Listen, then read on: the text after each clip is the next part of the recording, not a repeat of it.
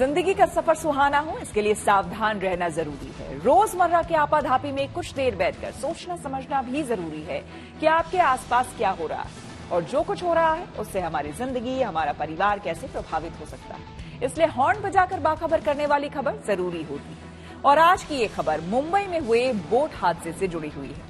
मुंबई में gateway of India से एलिफेंटा जा रही यात्रियों से भरी फेरी बोट पलट गई। ये हादसा नौसेना की एक स्पीड बोट के टकराने के बाद हुआ। हालांकि 100 से ज्यादा लोगों को सुरक्षित बाहर निकाल लिया गया, जबकि 13 लोगों को जान से हाथ धोना पड़ा।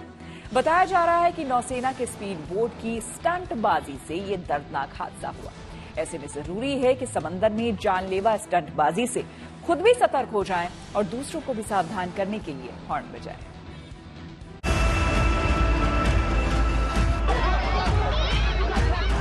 मेरे खुद फैमिली थे, 6 जन बैठे थे वहाँ पे। वहाँ से फोन आया, 2 जन का बता रहे। 2 जन तो निकले हो, उन्होंने मेरा नंबर उनको याद होगा तो वो लगाए। जैसे हादसा हुआ मेरे पास फोन आया प्रवीण कुमार का कि आप on the spot gate of India पे आइए, हादसा हो गया है। जैसे ही हम लोग आए तो हमारे टोटल 5 थे, उसमें से 4 लोग तो मिल गए, अभी तक एक मिसिंग है।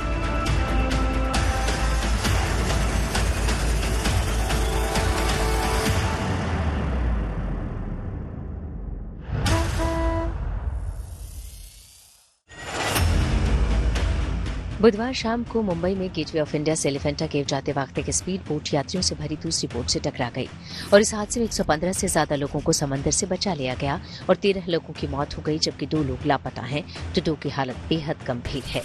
समंदर की उफनती लहरों के बीच रेस्क्यू करना सबसे बड़ी चुनौती थी, लेकिन रेस्क्यू में जुटे जवानों ने अपनी जान की परवाह किए बिना लोगों को सुरक्षित बचाया और उन्हें गेटवे ऑफ इंडिया तक पहुंचाया गया। इस रेस्क्यू ऑपरेशन में नौसेना, तटरक्षक बल, येलो गेट पुलिस और स्थानीय मछली पकड़ने वाली नौकाओं की मदद से राहत और बचाव कार्य को अंजाम दिया गया। एलिफेंटा जाने के लिए हम लोग ने 3 बजे की गाड़ी पकड़ी। 3 बजे से पहले 5 मिनट के 4-5 मिनट पहले गाड़ी पकड़ के वही बोर्ड पे हम लोग बैठे। बोर्ड हमारे लेके गई। थोड़ा से कुछ टाइम आगे जाने के टाइम पे ना उधर से और 2-4 गाड़ियाँ, मतलब नाव बोर्ड स्पीड में चला रहा था। तो एक बार चलाया तो कुछ नहीं हुआ, दूसरी बार में चलाया ना तो लाके हमारे बोर्ड में ठोक दिया। हमारे 2 हिस्सों में हो गया, बोर्ड टूट गई। तो टूटने के बाद सब लोग उसमें, मतलब पता नहीं चला कि तभी टूटा है कि नहीं है। तो सब अपना का वो सील्ड बेल्ट जो दिए थे वो सब पहना गया। मैंने भी पहना, मैंने अपने परिवार को भी पहनाया, दूसरे लोग को भी पहनाया था। जिसको नहीं पहनने आता, जो बुजुर्ग लोग हैं, बड़े लोग हैं, उन लोग को नहीं पहनने आ रहा था तो उन लोग को भी मैं पहनाया। फिर उन लोग ने क्या किया कि एक एक करके सब लोग बाहर निकलने लगे। तो फिर नाव पलटी होने आए, तब तक हम लोग सब लोग निकले बाहर। उसी में मैं अपनी सिस्टर को लेके गया, तब तक पानी भर गया।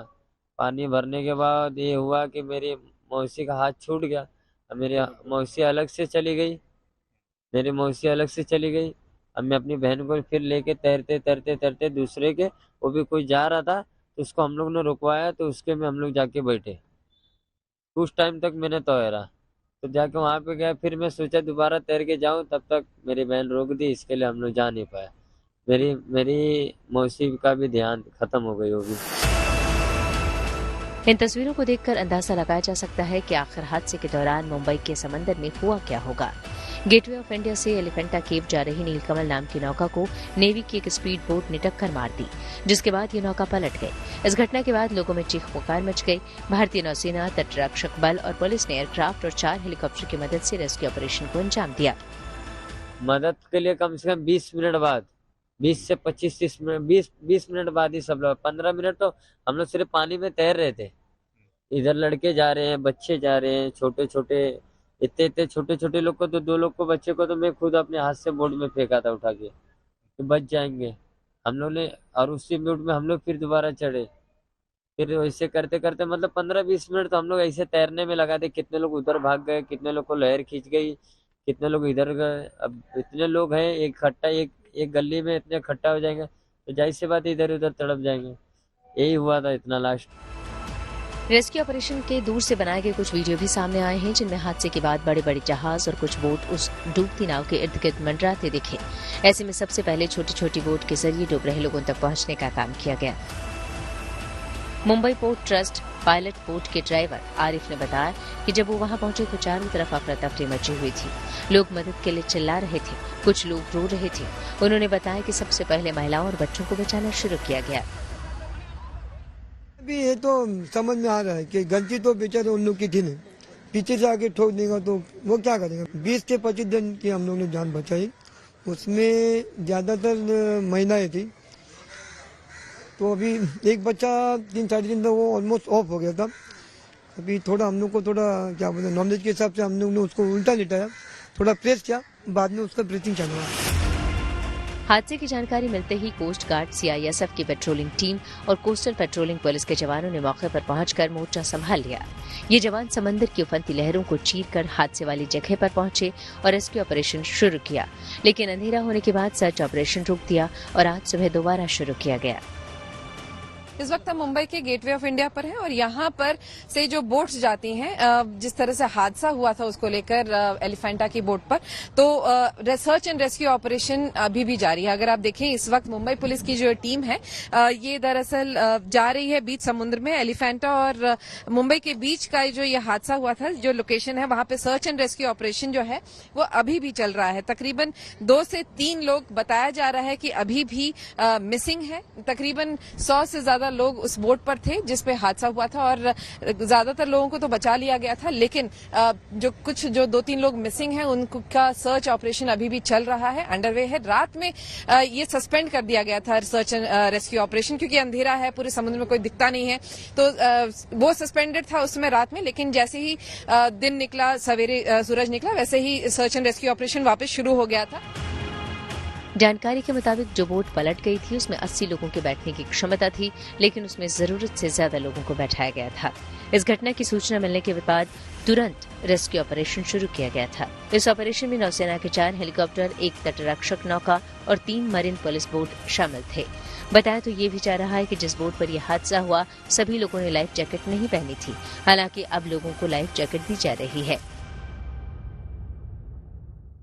इस वक्त हम गेटवे ऑफ इंडिया पर हैं और यहाँ से कई सारी बोट्स निकलती हैं। अगर आप देखें वो छोटी एक बोट है जो एलिफेंटा के लिए जाती है, उसमें तकरीबन 100 पैसेंजर्स आसपास रहते हैं। ये जो बोट जिस पर हम खड़े हैं यहाँ ये जाती है अलीबाग मांडवा के लिए, और यहाँ मांडवा का जो पोर्ट है वहां पर पहुंचने के इसमें तकरीबन 300 पैसेंजर्स इस बोट में रहते हैं। लेकिन अगर आप देखें कल जो हादसा हुआ उसका इम्पैक्ट कुछ इस तरह से है कि तकरीबन हर किसी को यहाँ पे लाइफ जैकेट्स दिया जा रहा है।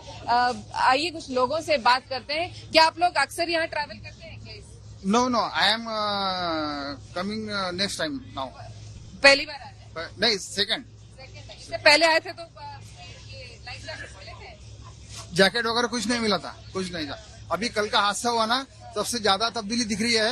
यही प्रिकॉशन अगर से हरदम के लिए रखते हैं तो हर की जान के लिए सेफ्टी होता है। तो आइए कुछ और पैसेंजर से बात। क्या आप लोग अक्सर यहाँ इस रूट पे ट्रैवल करते हैं क्या? First time. पहली बार लाइफ जैकेट उसे पहन के इस तरह से बैठना पड़ रहा है? पहली बार है। ठीक है, अच्छा लग रहा है? अच्छा लग रहा है, सेफ है।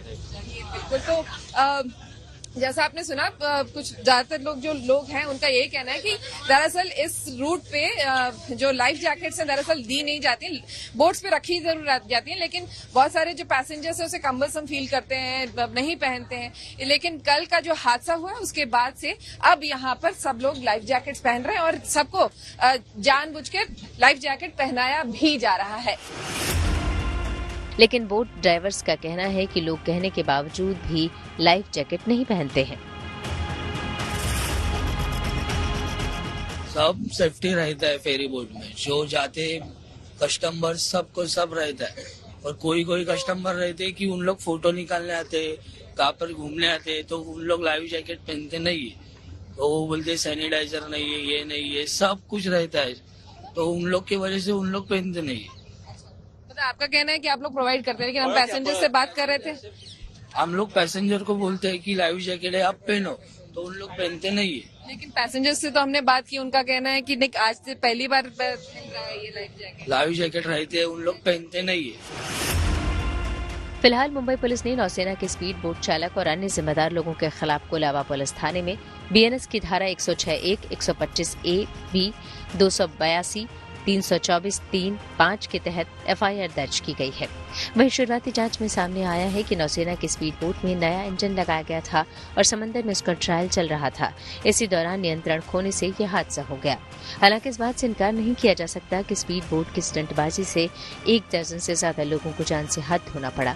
ऐसे में जरूरी है कि समंदर में जानलेवा स्टंटबाजी से खुद सतर्क हो जाएं और दूसरों को भी सावधान करने के लिए हॉर्न बजाएं। मुंबई से विद्या के साथ bureau report, good news today.